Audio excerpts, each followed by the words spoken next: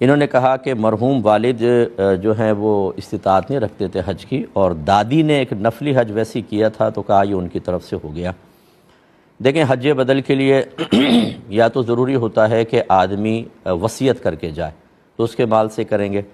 اور اگر وصیت نہیں کی تھی تو ورثاء اگر اپنی طرف سے تبرعاً یعنی احساناً نفل کر کے کر لیں ورثاء تو وہ ادا ہو جاتا ہے۔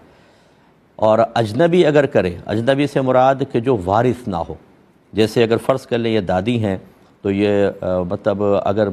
ان کو یہ وراثت میں محروم ہو رہی ہوں، کوئی اور ایسا وارث ہو کہ جو بیچ میں حجاب بن جاتا ہے تو وارثہ نہیں ہوں گی۔ اگر نہیں ہوں گی تو یہ ایسا ہے جیسے کسی اجنبی نے کسی کی طرف سے حج کیا تو وہ حج بدل ادا نہیں ہوگا۔ ہاں یہ ضرور ہے کہ حج کا ثواب ان کو حاصل ہو جائے گا۔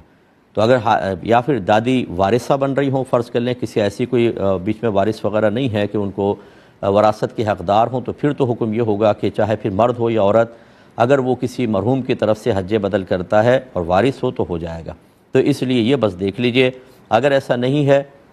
دادی وارثہ نہیں تھی، تو پھر یہ حج بدل بہرحال والد صاحب کی طرف سے ادا نہیں ہوگا۔ اب آپ دعائے بخشش و مغفرت کریں، کیونکہ استطاعت کے باوجود اگر کوئی حج کہ جو قدرت رکھنے کے باوجود حج نہ کرے، وہ چاہے یہودی ہو کر مرے چاہے عیسائی ہو کر، یعنی انتہائی ناراضگی کا اظہار فرمایا ہے۔ یہ نہیں ہے کہ یہودی عیسائی ہو جائے گا، یعنی سرکار نے بہت سخت ناراضگی کا اظہار فرمایا۔ اس لیے کوشش کرنی چاہیے جو بھائی بہن ہمیں سن رہے ہیں، جو ہر سال ہیلا بہانہ کر کے آگے بڑھاتے چلے جا رہے ہیں حج کو کہ اچھا کر لیں گے کر لیں گے، ذرا بچیوں کی شادی ہو جائے، فلاں ہو جائے، جی حج تو بہت مہنگا ہو گیا، 12 لاکھ 14 لاکھ کا حج ہو گیا۔ آج اگر آپ کی وفات ہو جاتی ہے اور قبر میں اللہ نہ کرے یا میدان محشر میں ذلت و رسوائی کا سامنا ہو، تو آپ کو یہ 12 لاکھ بالکل معمولی سے نظر آئیں گے۔ اور وہاں مسلمانوں کے بارے میں تو نہیں، کفار کے بارے میں ضرور قرآن میں منقول ہے کہ بعض کافر یہ کہیں گے کہ اللہ تعالیٰ ہمیں دنیا میں بھیج دے، ہم اب نیک ہو جائیں گے۔ اور اللہ نے مزید فرمایا کہ اگر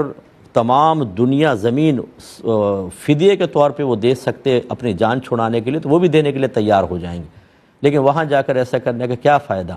پھر تو کچھ فائدہ حاصل نہیں ہوگا۔ اس لیے کوشش کریں کہ فوراً سے پیشتر حج کریں، اور اگر کوئی مرحوم نے نہیں کیا جیسے آپ نے فرمایا تو کوئی محرم ان کی طرف سے یعنی وہ وارث ان کی طرف سے کر دے، انشاءاللہ اللہ تعالیٰ قبول فرما لے گا۔